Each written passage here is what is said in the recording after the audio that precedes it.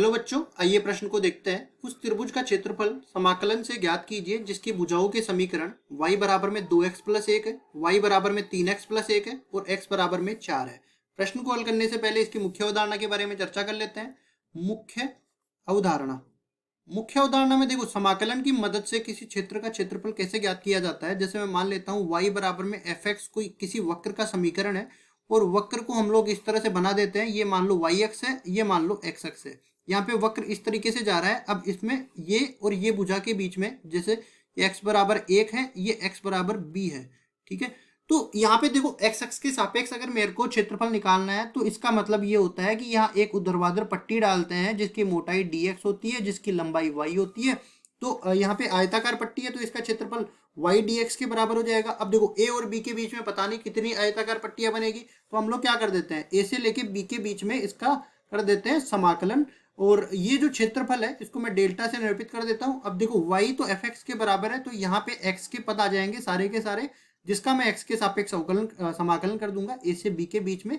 तो ये अपने पास बीच में घिरे क्षेत्र का क्षेत्रफल आ जाएगा।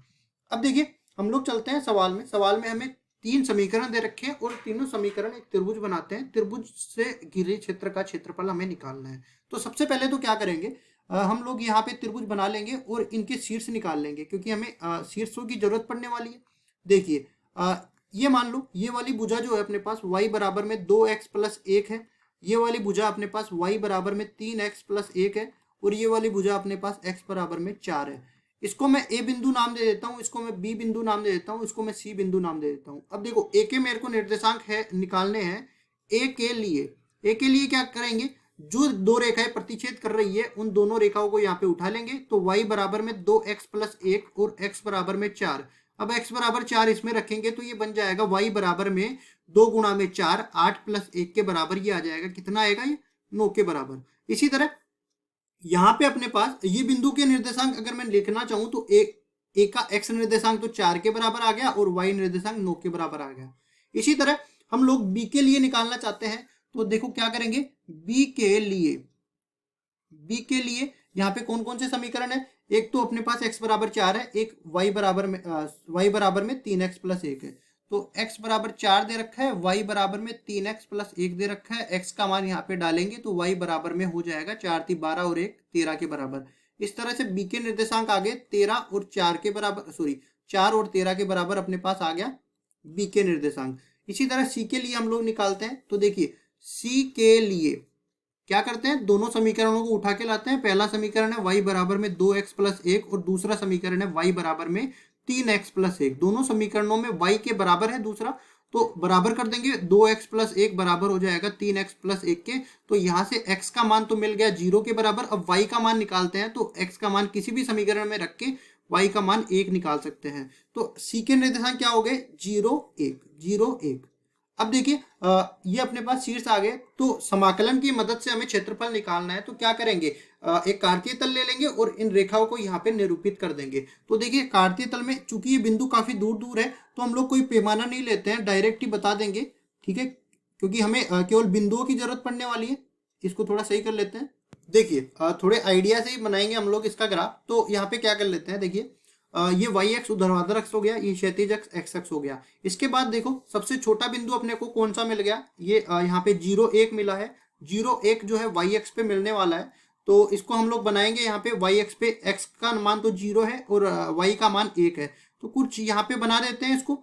ठीक है जी, इसके बाद हम लोग आगे बढ़ते हैं और अगला बिंदु है हमें 4 13 और 4 9, मतलब x निर्देशांक इसका समान है। तो यहाँ पे हम मान के चलते हैं 4 9 कुछ यहाँ पे बनने वाला है, इसके बाद 4 13 कुछ यहाँ पे बनने वाला है सीधी रेखा में। ठीक है, जो भी रेखा अपने पास आने वाली है वो y अक्ष के समांतर आने वाली है। अब देखो इन सारे बिंदुओं को हम लोग मिलाएंगे तो अपने पास इस तरीके से एक त्रिभुज बनने वाला है। ठीक है, ये त्रिभुज बनेगा। इसको मैं ठीक कर देता हूँ थोड़ा, ये बाकी चली गई। ये अपने पास रेखा मिलेगी ऊपर वाले बिंदु से, तो अपने पास ये वाला त्रिभुज बन जाएगा।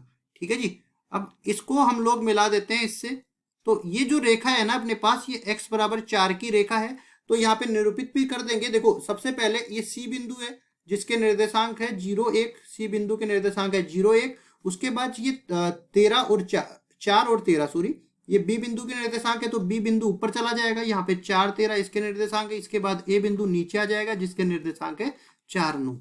अब देखो हमारे पास एक्स अक्ष के सापेक्ष हम लोग इसका क्षेत्रफल निकाल रहे हैं, तो क्या करेंगे देखिए, यहाँ हम लोग इसको एक ऊर्ध्वाधर पट्टी डालते हैं और क्षेत्रफल किस किस के बीच में निकालेंगे। देखिए यहाँ पे वाई एक्स की समांतर रेखा एक तो 0 पे आएगी क्योंकि x का मान 0 से लेके 4 के बीच में हमें निकालना है, तो ऊपर वाली रेखा का समीकरण क्या है, 0 1 और 4 13 से गुजरती हुई, 0 1 और 4 13 से गुजरती हुई रेखा है y बराबर में 3x प्लस 1। तो इसको लिखते हैं y बराबर में 3x प्लस 1। और इसी तरह नीचे वाली रेखा 0 1 और 4 9 से गुजरती हुई ये है अपने पास 2x प्लस 1। तो ये अपने पास आ जाएगी y बराबर में 2x प्लस 1। अब देखिए समाकलन अगर मेरे को निकालना है तो यहां से क्या करेंगे, इस तरीके से देखिए डेल्टा बराबर में कौन सा क्षेत्र मेरे को निकालना है। सबसे पहले तो मैं इसको छायांकित कर देता हूं।